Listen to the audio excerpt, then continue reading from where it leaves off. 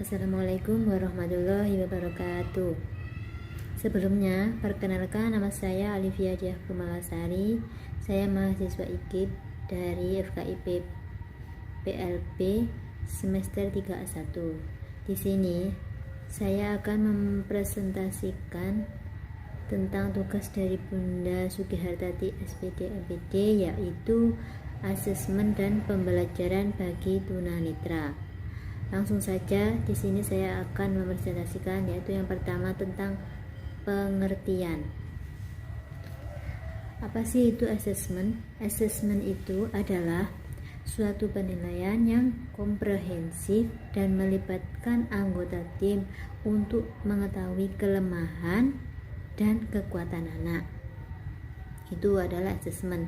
Jadi hasil keputusan asesmen itu dapat digunakan untuk menentukan layanan pendidikan yang dibutuhkan anak dan sebagai dasar untuk menyusun suatu rancangan pembelajaran. Asesmen juga bisa diartikan sebagai proses yang sistematis dalam mengumpulkan data seorang anak. Dalam konteks pendidikan, asesmen berfungsi untuk melihat kemampuan dan kesulitan yang dihadapi seseorang saat itu, sebagai bahan untuk menentukan apa yang sesungguhnya dibutuhkan. Berdasarkan informasi itulah seorang guru akan dapat menyusun program pembelajaran yang bersifat realistis atau nyata, sesuai dengan kenyataan objektif dari anak tersebut. Di lapangan, asesmen itu sering menjadi samar, digunakan secara tidak tepat. Dilihat dari pelaksanaannya, asesmen bukan hanya dilakukan di akhir dan di saat proses belajar berlangsung, tetapi jauh sebelum proses belajar itu terjadi. Jadi asesmen itu telah dilakukan dan proses ini akan terus bergulir tanpa henti dilihat dari kontennya atau instrumen. Asesmen didasarkan kepada masalah dan kemampuan yang dimiliki anak, dilihat dari tujuan. Asesmen itu untuk melihat kondisi anak saat itu dalam rangka menyusun suatu program pembelajaran, sehingga anak dapat melakukan intervensi secara tepat. Apa sih tujuan utama asesmen? Tujuan utama asesmen itu pada prinsipnya untuk menentukan bagaimana keadaan anak saat ini. Jadi untuk mendapatkan gambaran mengenai kondisi anak pada saat ini, itu perlu dilakukan modifikasi asesmen, sehingga program pembelajaran yang disusun cocok dengan keadaan dan kebutuhan setiap anak. Selanjutnya yaitu tentang ruang lingkup. Dalam pendidikan anak tunanetra, sekurang-kurangnya itu terdapat 3 bidang yang memerlukan tindakan asesmen. Apa saja itu? Yaitu bidang akademik, bidang orientasi, mobilitas, dan bidang perilaku. Ketiga bidang ini bagi anak tunanetra itu merupakan dasar dalam kehidupan mereka sehari-hari untuk kelak dapat hidup secara mandiri. Di samping itu, ketiga bidang tadi itu merupakan hambatan atau kesulitan yang sering dihadapi oleh kebanyakan anak tunanetra. Berkenaan dengan pengembangan program pembelajaran individu, ketiga bidang tadi itu menjadi objek pokok dalam dunia pendidikan anak tunanetra. Prosedur pengembangan instrumen asesmen. Sebetulnya untuk mengembangkan instrumen asesmen itu bukanlah suatu pekerjaan yang sulit seperti yang dibayangkan banyak orang, termasuk para guru di lapangan. Sesungguhnya aktivitas penyusun instrumen tersebut merupakan pekerjaan rutin guru dalam keseluruhan rangkaian proses pembelajaran yang biasa dilakukan oleh setiap guru. Ia akan melakukannya itu sebelum proses pembelajaran dimulai. Untuk mendapatkan data yang akurat dari anak yang akan di-assessment, diperlukan instrumen yang menandai. Sebetulnya ada beberapa langkah yang harus ditempuh guru berkenaan dengan penyusunan instrumen assessment. Langkah penyusunan yang dimaksud itu adalah sebagai berikut. Yang satu, memahami aspek dan ruang lingkup yang akan di-assessment. Jadi harus memahami aspek dan ruang lingkup yang harus di-assessment. Yang kedua, yaitu menetapkan ruang lingkup. Istilah assessment dapat diartikan sebagai proses mempertanyakan hal-hal yang berkaitan dengan kegiatan belajar siswa sebagai dasar agar pengajaran yang diberikan menjadi tepat dan sesuai dengan kebutuhan. Istilah lain yang hampir mirip dengan assessment itu ialah evaluasi atau penilaian. Tetapi istilah assessment lebih banyak menekankan pada penilaian sebelum mengajar, sedangkan evaluasi mencakup kedua-duanya. Assessment juga dapat disamakan dengan analisis, tetapi assessment lebih mengarah kepada analisis yang mempersiapkan tindakan, seperti halnya evaluasi. Assessment juga seringkali perlu diulang. Asesmen ulangan bisa sama dengan asesmen yang sudah dilakukan dan bisa juga berbeda. Dalam banyak hal, asesmen juga bergantung pada intervensi. Hubungan antara keduanya demikian erat sehingga kadang-kadang sukar membicarakan asesmen tanpa menggambarkan terlebih dahulu intervensi yang akan digunakan. Dalam asesmen itu dapat menggunakan tes atau prosedur pengukuran yang baku maupun tidak baku atau buatan guru. Asesmen itu adalah proses yang sistematis dalam mengumpulkan data seorang anak. Dalam konteks pendidikan, asesmen berfungsi untuk melihat kemampuan dan kesulitan yang dihadapi seseorang saat itu, sebagai bahan untuk menentukan apa yang sesungguhnya dibutuhkan. Berdasarkan informasi itulah, seorang guru akan dapat menyusun program pembelajaran yang bersifat realistis atau nyata sesuai dengan kenyataan objektif dari anak tersebut.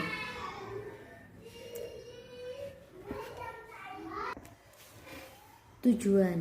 Secara umum, asesmen bertujuan untuk menganalisis keadaan siswa atau anak didik dalam rangka pengumpulan informasi tentang kelemahan dan keunggulan atau kekuatan yang dimiliki siswa sebagai upaya untuk mempersiapkan pembuatan program dan materi pelajaran agar sesuai dengan kebutuhan siswa.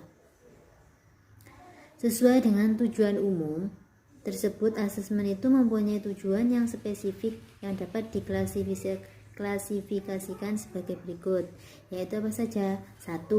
Identifikasi dan screening. Yang kedua yaitu klasifikasi. Yang ketiga, perencanaan pengajaran. Yang keempat yaitu evaluasi siswa. Tipe instrumen. Dalam proses asesmen itu selalu digunakan instrumen sebagai alat untuk memperoleh data tentang anak. Instrumen ini berdasarkan proses penyusunannya dapat diklasifikasikan sebagai instrumen formal atau informal, baku atau tidak baku, dan normatif atau PAN atau acuan atau RAP. Sedangkan berdasarkan pelaksanaan, penggunaan instrumen tersebut dapat dibedakan sebagai instrumen untuk kelompok atau individu dan verbal atau perbuatan. Selanjutnya yaitu tentang proses asesmen. Proses asesmen secara garis besar itu dapat meliputi kegiatan penentuan area atau hal-hal yang akan diakses sesuai dengan kebutuhan atau masalahnya, mengumpulkan data yang relevan berdasarkan latar belakangnya, melakukan asesmen, menyatukan data dan menginterpretasi, menentukan strategi untuk intervensi dan mengevaluasi kemajuan. Proses asesmen itu secara sistematis dapat disajikan seperti ada langkah, tujuan, prosedur, pelaksana, dan hasil. Misalnya langkahnya yaitu menentukan area atau hal yang diakses. Tujuannya apa? Menentukan parameter masalah secara jelas, secara singkat. Prosedurnya apa? Wawancara terhadap sumber yang relevan, yang relevan. Observasi masalah dalam berbagai setting, mendeskripsikan perilaku khusus, mendeskripsikan intervensi secara tentatif. Pelaksana, siapa yang melaksanakan? Yaitu guru, orang tua. Nah, itu. Terus hasilnya apa? Masalah yang jelas. Jadi hasilnya itu masalahnya yang jelas. Misalnya lagi ada langkah pengumpulan data atau informasi yang relevan dengan masalah. Tujuannya apa? Untuk memperoleh latar belakang informasi yang relevan untuk menentukan area yang harus diakses. Prosedurnya apa? Mereview atau mengulang catatan-catatan yang ada di sekolah, mempelajari sejarah perkembangan anak, mendeskripsikan karakteristik siswa di berbagai setting di mana anak berfungsi. Pelaksana, siapa yang melaksanakan? Yaitu ada guru atau psikolog, petugas sosial, perawat, orang tua. Hasilnya apa? Hasilnya yaitu penemuan penyebab timbulnya masalah, penemuan area yang perlu diakses, itu adalah dari proses. Langkah selanjutnya yaitu melakukan asesmen. Tujuannya apa? Untuk mendapatkan data kuantitatif dan kualitatif. Langkah selanjutnya yaitu melakukan asesmen. Tujuannya apa? Untuk mendapatkan data kuantitatif dan kualitatif, mengidentifikasi kelemahan dan kekuatan. Prosedurnya apa? Melakukan asesmen baik formal maupun informal dengan tes maupun non-tes, memodifikasi atau adaptasi prosedur jika perlu. Pelaksana, siapa yang melaksanakan? Yaitu guru, psikolog, oftalmolog, optometri, dan pekerja sosial. Hasilnya apa? Data kualitatif dan kuantitatif. Apa sih bedanya kualitatif dan kuantitatif? Kalau kualitatif itu artinya tidak dapat diukur, tidak dapat dinyatakan dengan angka. Tapi kalau kuantitatif itu dapat dinyatakan dengan angka. Terus langkah selanjutnya yaitu menyatukan dan menginterpretasi data. Tujuannya apa? Mendeskripsikan keadaan anak secara menyeluruh dalam setting ekologi saat ini. Prosedurnya apa? Prosedurnya yaitu mereview, mengulang semua data yang didapat, terus mendiskusikan alternatif strategi, menentukan strategi yang tepat. Pelaksananya siapa yang melaksanakan? Yaitu tim dari berbagai disiplin orang tua. Hasilnya apa? Rencana aksi dengan prioritas strategi yang spesifik. Terus langkah selanjutnya yaitu implementasi. Tujuannya apa? Melakukan remedial atau mengurangi masalah yang dialami siswa. Prosedurnya apa? Penugasan penanganan khusus, mengembangkan tujuan remedial, penugasan untuk tanggung jawab dalam pelaksanaan rencana penyiapan informasi dan sumber-sumber untuk pelaksana rencana. Pelaksana, siapa yang pelaksana? Yaitu guru, orang tua, dan keluarga profesi pendukung yang relevan. Hasilnya seperti apa? Pengurangan atau peniadaan masalah yang dialami siswa. Terus Langkah selanjutnya apa? Evaluasi kemajuan. Nah, tujuannya untuk apa? Untuk memonitor kemajuan intervensi. Nah, prosedurnya apa? Tindak lanjut, misalnya konsultasi lewat telepon, kunjungan laporan, dan lain-lainnya.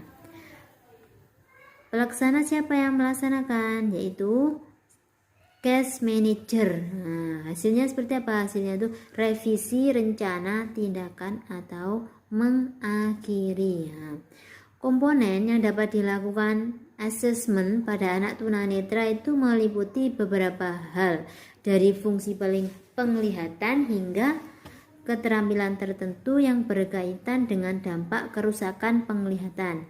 Nah, secara rinci komponen tersebut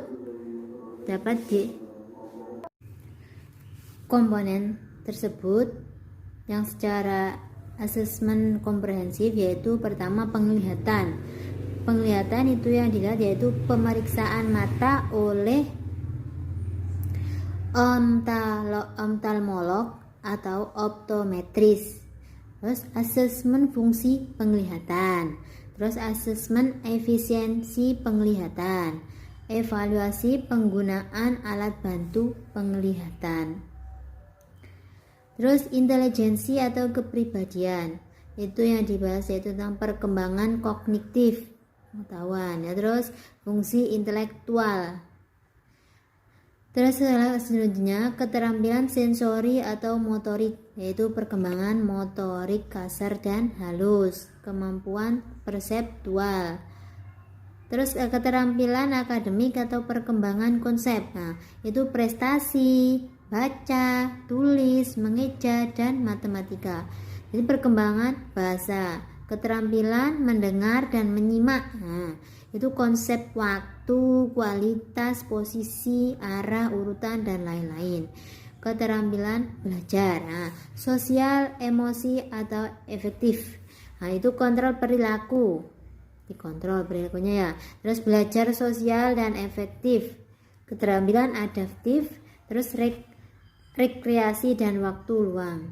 Kecakapan hidup, apa itu? Ada ADL, UM, penggunaan transportasi, karir, dan vokasional. Penglihatan dan fungsinya. Anatomi mata.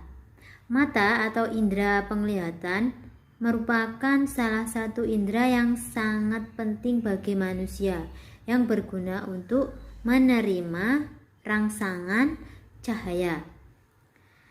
80% pengalaman manusia itu diperoleh melalui penglihatan. Bagaimanakah seseorang memperoleh informasi dari luar dirinya, dan apakah yang memungkinkan kita mengetahui sesuatu yang ada di lingkungan kita? Nah, bagaimana kita bisa mengetahui sesuatu yang ada di lingkungan kita? Nah, jadi bagaimana kita bisa mengenali suatu tempat, bahwa tempat tersebut berbeda dengan yang lain, membedakan warna, membedakan orang yang satu dengan yang lain. Nah, pertanyaan tersebut berkaitan dengan fungsi indera, termasuk indera penglihatan, itu mengenal atau memahami proses penglihatan serta bagian-bagian struktur mata yang pokok akan menolong bagi guru, orang tua, serta profesi lain yang bekerja untuk penyandang kelainan penglihatan atau tunanetra. Dalam memahami fungsi penglihatan, berbagai kelainan penglihatan dan implikasinya itu untuk menolong atau membimbing para tunanetra.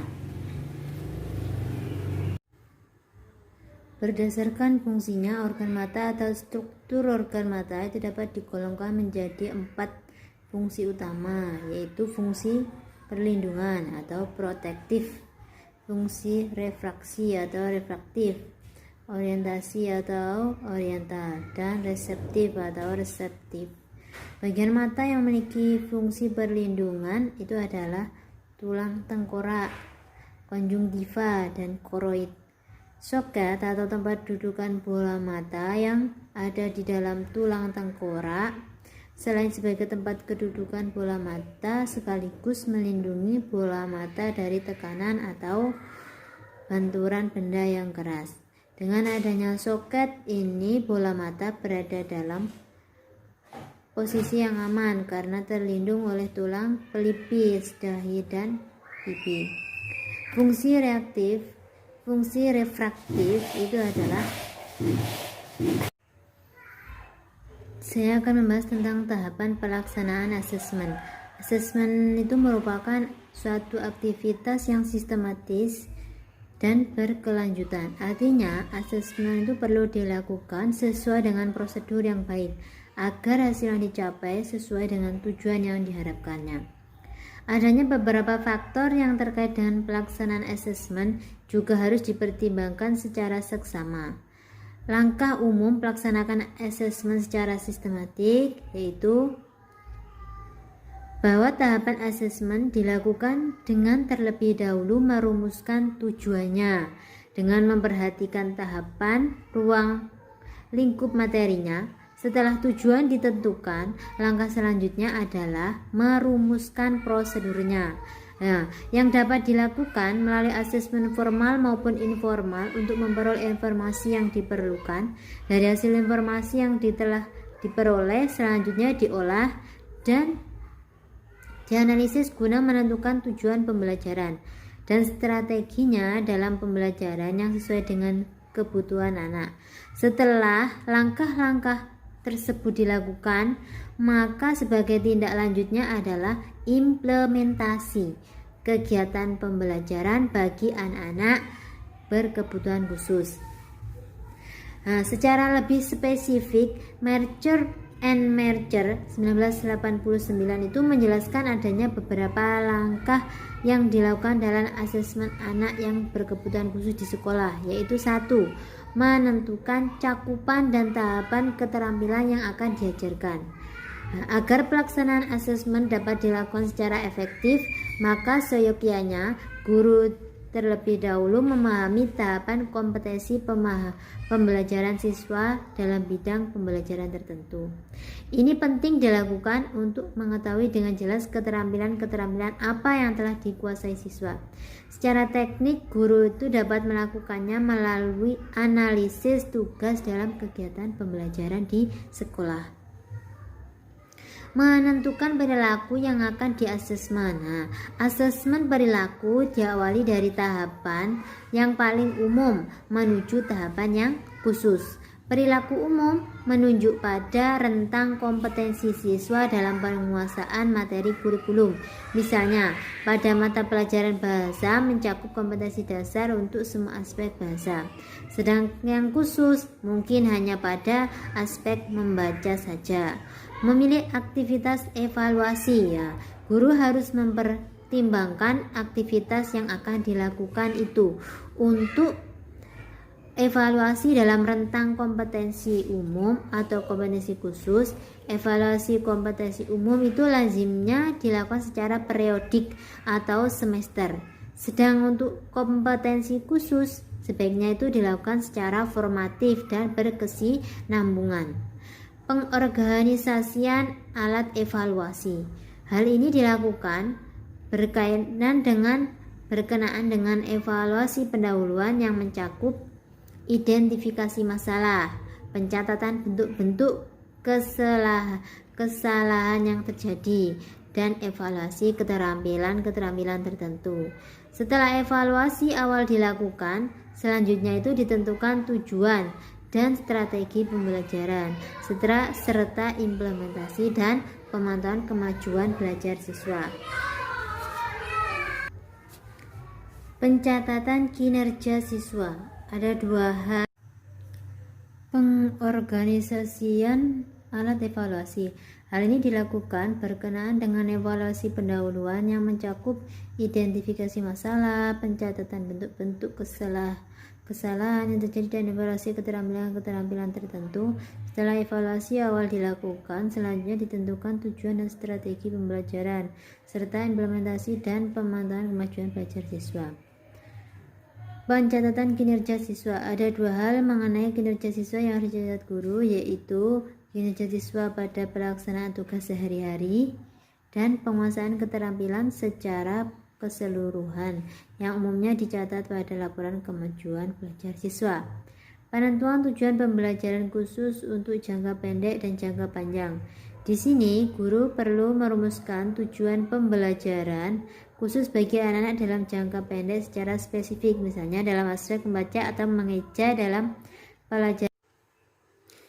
Penentuan tujuan pembelajaran khusus untuk jangka pendek dan jangka panjang.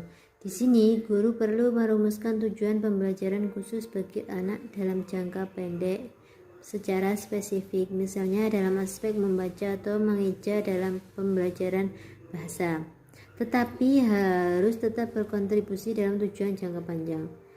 Langkah-langkah pelaksanaan asesmen sebagaimana diuraikan di atas secara struktur itu telah dikembangkan berdasarkan kebutuhan pendidikan anak-anak kebutuhan pendidikan khusus, sehingga dapat dijadikan panduan bagi guru dalam melakukan asesmen di sekolah. Guru tentunya juga diharapkan dapat menyesuaikan sendiri dengan kebutuhan dan kondisi yang dihadapi di sekolahnya masing-masing. Prosedur asesmen. Ada banyak prosedur asesmen yang tersedia, masing-masing memiliki kelebihan dan kekurangan. Secara umum ada dua prosedur asesmen, yaitu prosedur formal, prosedur informal. Prosedur formal merupakan prosedur asesmen yang menggunakan tes-tes yang telah Prosedur informal merupakan prosedur asesmen yang menggunakan instrumen-instrumen yang melibatkan banyak pihak terkait di dalam pelaksanaannya, dalam mengumpulkan informasi menyeluruh tentang kondisi anak dan menggunakan instrumen-instrumen pendukung lainnya, atau misalnya analisis, tugas, kuesioner, observasi, wawancara, dan sebagainya. Prosedur asesmen informal sering digunakan guru setiap hari. Prosedur asesmen informal digunakan untuk memperoleh informasi tentang prestasi anak di kelas dan dalam berbagai mata pelajaran. Prosedur asesmen informal secara umum difokuskan pada kemampuan anak dan hubungannya dengan lingkungan. Ada berbagai jenis prosedur asesmen informal, antara lain teknik observasi, analisis tugas, analisis hasil pekerjaan anak, tes acuan kriteria, dan inventory informal. Di samping itu, ada pula prosedur asesmen informal seperti checklist, skala rating, interview, dan kuesioner. Guru dapat memilih berbagai prosedur asesmen informal tersebut sesuai dengan rancangan asesmen yang telah disusun. Ada beberapa hal yang berkaitan dengan prosedur asesmen, yaitu 1. Prosedur apa yang digunakan? Secara sepintas orang akan berpikir bahwa asesmen merupakan pemberian serangkaian tes. Anggapan tersebut kurang tepat. Memang, tes merupakan bagian dari proses asesmen. Artinya, kedua istilah tersebut tidak sama, namun digunakan untuk mengetahui kemampuan seorang anak. Ada beberapa prosedur tes yang terkait dengan proses asesmen, yaitu tes acuan normatif dengan tes acuan kriteria, tes kecepatan dengan tes kekuatan, dan tes individu dengan tes kelompok. Tes acuan normatif. Tes acuan normatif merupakan tes yang menunjukkan peringkat seorang anak dalam kelompok orang yang mengikuti tes. Tes acuan normatif menunjukkan di mana posisi seorang anak dibandingkan dengan siswa lainnya dalam kelompok. Tes acuan kriteria. Tes acuan kriteria merupakan tes untuk mengetahui sejauh mana anak telah menguasai suatu keterampilan atau mencapai suatu pengetahuan. Dengan kata lain, tes acuan kriteria menunjukkan apa yang anak ketahui atau apa yang dapat dilakukan. Nilai tes acuan kriteria menunjukkan kedudukan seorang anak dibandingkan dengan kelompok sebaik mana tugas itu dapat dilakukan. Perbandingan tes acuan normatif dengan tes acuan kriteria. Perbedaannya yaitu 1. Tes acuan kriteria dipakai untuk menentukan status anak sehubungan dengan domain tingkah laku yang didefinisikan dengan baik. Kalau tes acuan normatif dipakai untuk menentukan status anak sehubungan dengan kemampuan orang dalam mengikuti tes tersebut. Kedua, perbedaannya yaitu mengabaikan perbedaan individu. Yang satunya sangat menekankan perbedaan individual. Yang ketiga, keragaman tidak terlalu menjadi faktor yang perlu diperhatikan, meskipun diakui bahwa harus ada keragaman antara status seorang yang telah menguasai bahan pelajaran dengan yang belum. Tes acuan normatif diusahakan untuk dapat menghasilkan keberagaman antara peserta tes. Yang keempat, perbedaannya lebih difokuskan pada domain, khususnya dalam proses belajar anak. Yang satunya lebih mengarah kepada pengakuan kategori yang lebih umum dari kemampuan anak. Yang kelima, butir-butir soal ditulis secara kelompok. Tiap kelompok difokuskan pada suatu tujuan khusus pembelajaran. Yang satunya menghasilkan ukuran yang reliable tentang tingkat prestasi anak dalam suatu bidang studi. Yang ketujuh, menetapkan suatu standar prestasi peserta tes. Seorang anak dapat berhasil atau gagal memenuhi standar itu. Yang satunya ditunjukkan untuk menunjukkan suatu tingkat pencapaian dalam tantangan yang luas dalam perbandingan dengan individu-individu lain dalam kelompok, mulai dari anak yang sangat pintar sampai kepada anak yang mengalami kesulitan sangat serius. Tes kecepatan dengan tes kekuatan. Tes kekuatan itu mengungkap kemampuan anak dalam mengerjakan sesuatu dengan baik. Sedangkan tes kecepatan mengungkap kemampuan anak dalam mengerjakan sesuatu dengan memperhatikan batas waktu. Dalam dunia pendidikan, kebutuhan khusus digunakan gabungan antara tes kekuatan dan tes kecepatan. Tes kelompok dengan tes individual. Baik tes acuan kriteria maupun tes acuan normatif dapat digunakan secara individual maupun kelompok. Ada kelebihan dan kekurangan masing-masing tes tersebut. Tes kelompok itu dapat mengumpulkan informasi dalam waktu yang lebih singkat dan sering digunakan untuk penjaringan. Sedangkan tes individual dilakukan untuk mendiagnosis dan penempatan program. Tes kelompok dan tes individual sering digunakan dalam proses asesmen. Siapa yang harus mengasesmen? Proses asesmen melibatkan kerja tim. Tim tersebut terdiri dari guru pendidikan umum, guru pendidikan khusus, spesialis, ahli terapi, ahli psikologi sekolah, orang tua, dan ahli lain yang relevan. Masing-masing ahli tersebut dilibatkan sesuai dengan bidang yang akan di-asesmen. Dalam melakukan proses asesmen yang melibatkan tim ini ada beberapa hal yang harus diperhatikan, yaitu diantaranya 1. Harus dibangun raport atau hubungan baik yang harmonis antara anak dan para anggota tim asesmen. Yang kedua, sedapat mungkin kondisi asesmen dibuat secara menyenangkan dan dihindari kondisi pengujian. Yang ketiga, yaitu guru menggunakan waktu yang lebih tepat dengan memperhatikan faktor kesiapan anak. Kapan asesmen dilakukan?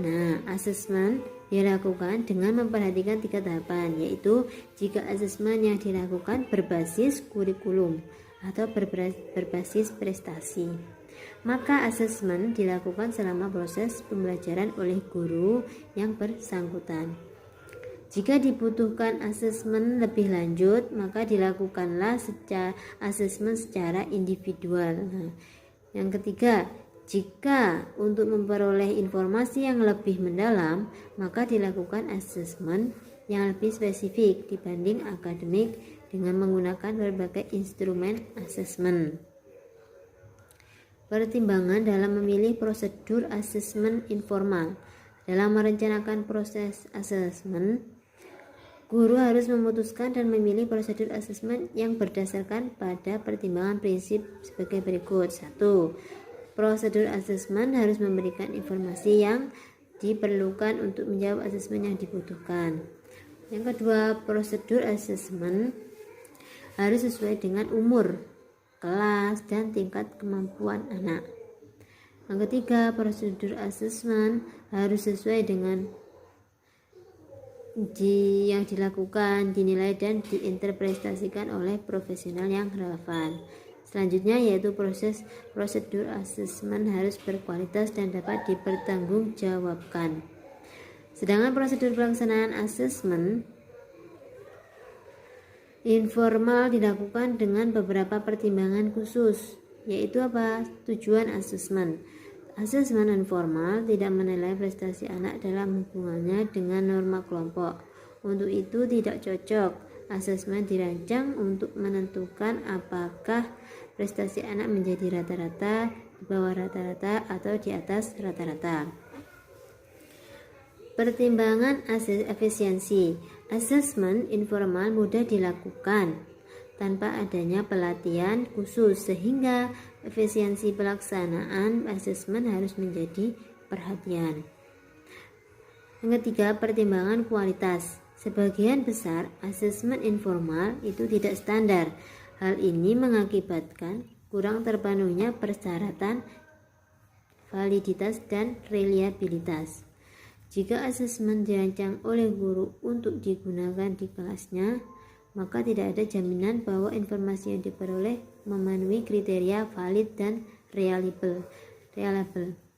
Di dalam memilih prosedur informal, guru harus mempertimbangkan paling tidak ada dua hal yang berkaitan dengan kualitas, yaitu validitas isi dan reliabilitas antar rater atau antar penilai. Validitas isi diuji dengan adanya kesesuaian antara isi item dengan item asesmen. Sedangkan reliabilitas antar rater dilakukan dengan menggunakan lebih dari 2 asesor. Teknik asesmen informal berkaitan dengan bidang pembelajaran, oleh karena itu hasil asesmennya agak sulit diinterpretasikan. Kualitas instrumen yang belum distandarisasikan dan kurangnya standar terhadap hasil prestasi akademik, sehingga pelaksanaan asesmen informal harus disertai dengan asesmen lain yang mendukung dan saling melengkapi. Agar pemilihan prosedur asesmen berlangsung efektif dan efisien, itu asesor memperhatikan kesesuaian tujuan dan jenis prosedur asesmen yang akan digunakan, seperti 1. Tujuannya seperti identitas awal, jenisnya apa yang formal, identitas, dan tes kesiapan, tes prestasi. Sedangkan jenis informal, tes acuan, kriteria, observasi, asesmen berbasis kurikulum. Itu adalah identifikasi awal. Untuk menentukan dan menilai strategi serta proses pembelajaran, jenis formalnya tergantung pada bidang yang dibutuhkan. Sedangkan jenis informalnya, tes acuan, kriteria, analisis kesalahan, asesmen berbasis kurikulum, portofolio. Sekarang adalah membahas tentang teknik-teknik asesmen. Asesmen dapat dilakukan dengan baik jika menggunakan teknik yang tepat akurat. Pemilihan teknik asesmen disesuaikan dengan maksud, tujuan, dan ruang lingkup asesmen.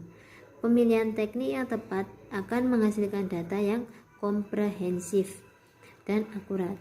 Ada beberapa teknik asesmen yang dapat digunakan. Teknik yang dapat digunakan pada asesmen formal dan asesmen informal. 1. Yaitu observasi.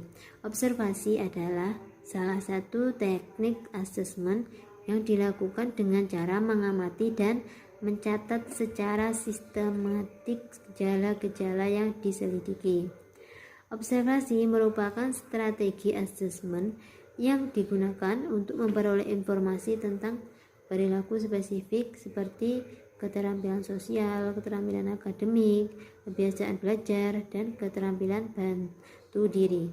Agar data yang diperoleh melalui observasi tersebut representatif, maka ada beberapa petunjuk dalam melakukan observasi, yaitu 1. memiliki pengetahuan tentang hal yang akan diobservasi. Nah, ini dimaksudkan untuk menentukan terlebih dahulu apa-apa yang harus diobservasi. Yang kedua, menyelidiki tujuan observasi atau umum dan khusus. Tujuannya ini adalah untuk mempermudah apa yang harus diobservasi. Yang ketiga yaitu menentukan cara untuk mencatat hasil observasi. Asesor harus memilih cara yang paling efektif dan efisien. Apakah menggunakan anecdotal record, checklist, rating scale, atau yang lainnya.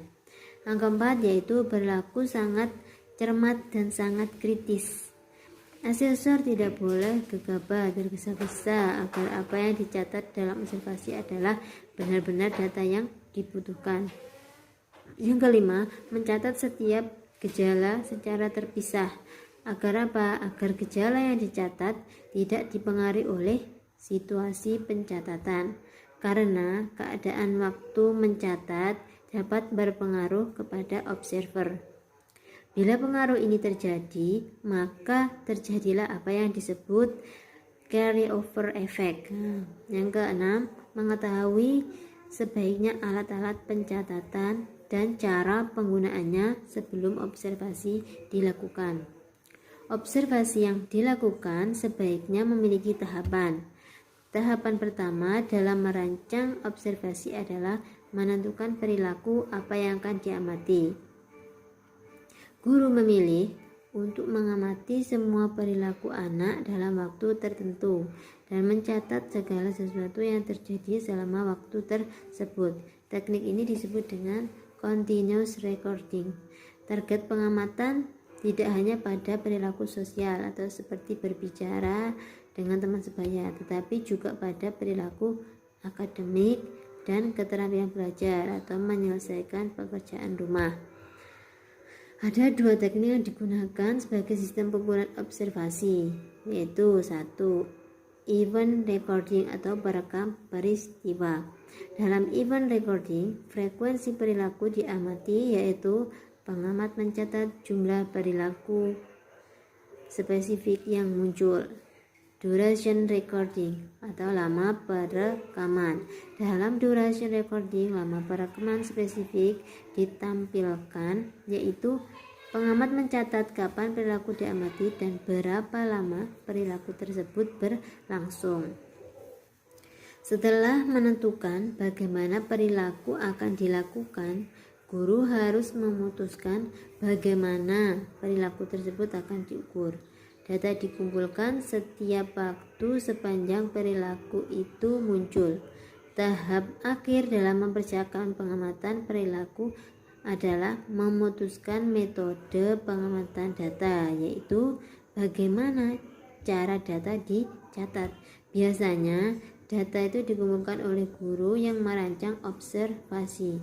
Tahap akhir dalam mempersiapkan observasi perilaku adalah membuat keputusan tentang siapa yang akan menjalankan observasi, siapa atau apa yang akan diobservasi, di mana observasi akan dilakukan, atau harusnya dalam berbagai situasi. Kapan observasi akan dilakukan? Harus ada pembagian waktu. Bagaimana observasi akan dilakukan? Hasil observasi harus diberi interpretasi. Ada beberapa hal yang harus diperhatikan itu. Sebagai teknik asesmen informal, observasi berarti berkaitan dengan pembelajaran, namun informasi yang diperoleh belum menjawab kualitas. Penting untuk mengamati berbagai contoh perilaku anak, dan jika memungkinkan amati perilaku anak dalam setting yang berbeda. 1 atau 2 observasi tidak memberikan data yang cukup yang menggambarkan kesimpulan perilaku tertentu. Selanjutnya, perilaku yang diamati harus dinyatakan dengan pernyataan yang menunjukkan apa adanya, sehingga tidak terjadi kesalahan penafsiran. Hal itu menuntut pengamat untuk mengumpulkan data secara akurat dan mengkomunikasikan hasilnya dengan jelas kepada orang lain. Selanjutnya, jika 2 atau lebih pengamat mengumpulkan data, harus ada persetujuan antara keduanya. Hal ini berkaitan dengan spesifikasi perilaku yang diamati dan latihan terhadap pengamat dalam meningkatkan reliabilitas antar rater. Akhirnya hasil observasi juga harus diinterpretasikan dengan hasil asesmen lainnya. Selanjutnya yang nomor kedua yaitu analisis sampel atau contoh pekerjaan. Prosedur asesmen informal lain yang sering dilakukan oleh guru itu adalah analisis contoh pekerjaan. Contoh pekerjaan tersebut merupakan sesuatu yang dihasilkan oleh anak, misalnya kertas kerja, tugas menulis, respon membaca secara lisan atau karya seni. Jadi guru itu mengamati dan menganalisis contoh pekerjaan untuk menentukan bidang mana anak mengalami keberhasilan dan bidang mana anak mengalami kesulitan. Jenis analisis contoh pekerjaan yang sering digunakan itu adalah analisis kesalahan. Analisis kesalahan digunakan untuk memperoleh informasi tentang prestasi anak. Saat ini analisis kesalahan digunakan dalam berbagai bidang. Dalam menganalisis kesalahan, hasil pekerjaan anak dinilai sesuai urutan untuk menentukan kesalahan. Kemudian kesalahan anak dideskripsikan dan dikategorikan untuk menentukan pola kesalahan anak. Jenis kedua dari analisis contoh pekerjaan adalah analisis respon. Dalam analisis respon tidak hanya respon yang salah tetapi juga menganalisis respon yang betul. Analisis contoh pekerjaan sangat relevan digunakan dalam asesmen karena prosedur ini mudah dilakukan namun juga memiliki kekurangan, yaitu informasi yang diperoleh kurang berkualitas. Di samping itu mengandung subjektivitas yang tinggi karena tidak ada kriteria yang pasti untuk menentukan tipe kesalahan. Analisis contoh pekerjaan harus diinterpretasikan secara berkelanjutan dan harus diverifikasi melalui asesmen yang lebih mendalam. Yang ketiga yaitu tentang tes acuan kriteria atau Criterion Reference Test atau CRT. CRT membandingkan prestasi anak dengan beberapa kriteria. Kriteria yang dimaksud harus relevan dengan kurikulum sekolah. CRT mengukur apakah seorang anak dapat atau tidak dapat melakukan sesuatu, bukan memberikan informasi tentang apakah prestasi anak sesuai dengan umumnya. CRT dilakukan dari pertanyaan pembelajaran tertentu. Ada beberapa pertanyaan yang dapat dijawab dengan menggunakan CRT. Secara besar, tes CRT terdiri dari kemampuan apa yang diinginkan dari tes. Kedua, menulis tujuan prestasi dengan menggambarkan bagaimana tes itu dilakukan pada anak. Yang ketiga yaitu menggunakan prestasi objektif untuk membantu pelaksanaan CRT. Inventory informal digunakan untuk menilai prestasi anak dalam kaitannya dengan kurikulum sekolah. Instrumen ini dirancang untuk mengetahui prestasi anak dalam berbagai bidang seperti membaca, berhitung, dan menulis. Anastasi atau 1999 menyatakan inventory informal sebagai suatu metode yang tidak standar dalam menentukan kekuatan dan kelemahan anak dalam bidang pendidikan. Inventory informal ini lebih lengkap dibandingkan dengan tes CRT. Karena apa? Inventory informal digunakan untuk menjawab pertanyaan seberapa jauhkah kemajuan anak dalam keterampilan membaca. Adapun tahap-tahap dalam merancang inventory informal adalah menentukan bidang kurikulum apa yang akan diasesmen pada anak, memisahkan porsi kurikulum yang sesuai dengan usia, kelas, dan tingkat keterampilan anak, menganalisis kurikulum sesuai dengan bagian-bagiannya ke dalam bagian yang mampu dites dan mampu diajarkan, Menuliskan pertanyaan tes untuk masing-masing aspek kurikulum yang telah dibagi. Jika perlu, mengurangi jumlah pertanyaan sehingga mampu diatur dengan sempurna.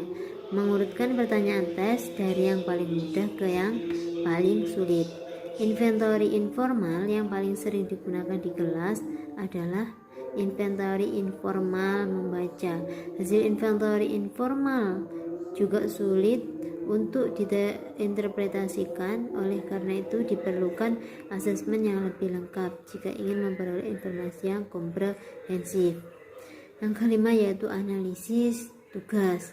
Analisis tugas itu adalah proses menjabarkan tugas belajar ke dalam beberapa komponen atau unit yang terajarkan. Untuk mencapai tujuan pembelajaran dalam konteks asesmen, analisis tugas merupakan teknik yang digunakan untuk mengasesmen dan merencanakan pembelajaran.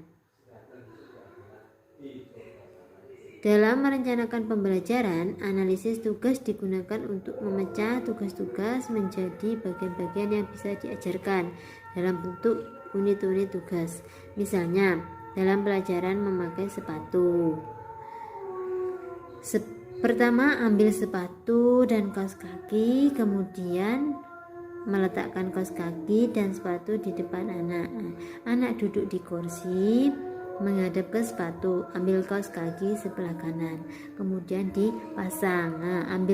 Mengambil kaos kaki sebelah kiri, kemudian dipasang, dan begitu seterusnya.